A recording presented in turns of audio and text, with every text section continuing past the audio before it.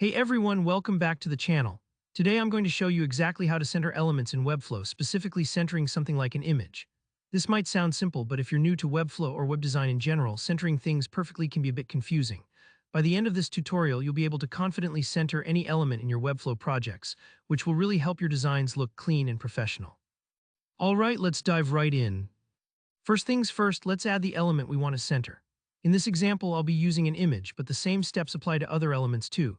So head over to the left-hand side of your Webflow workspace and click on the plus icon, which is the Add button. From here, you can drag and drop the image element directly onto your canvas where you want it to appear. Once you place it, you'll need to choose which image you want to display. Just click on the image field and pick one from your assets, or upload a new one if you haven't already. Having your visual right in place helps you see how these changes affect the layout in real time. Now with your image selected, it's time to take control of its positioning. Look over to the right-hand panel and find the Layout section. This is where you determine how your element behaves within its container. Go ahead and click on Layout. Here you'll want to select Block. Why block? Well, block-level elements in web design naturally take up the entire width available and allow us to manipulate their size and alignment more easily than inline elements. Think of a block as being like a brick you can size and move individually, while inline elements are more like the mortar that fills in the cracks between the bricks. Once you've set it to block, let's move on to setting its width. In web design, elements that stretch out to the edge of their container can't really be centered without a defined width, they just fill all the available space. So under the size section in that same panel, set a fixed width for your image. This can be anything that fits your design, like 300 pixels. Don't worry if you're not sure about the exact size at first, you can always tweak this later based on your project needs.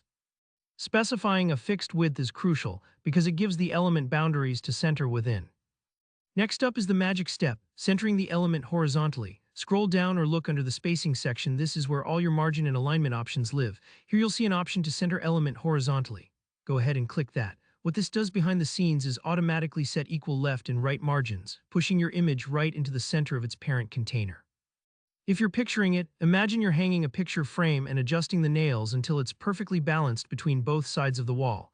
That's what this step achieves.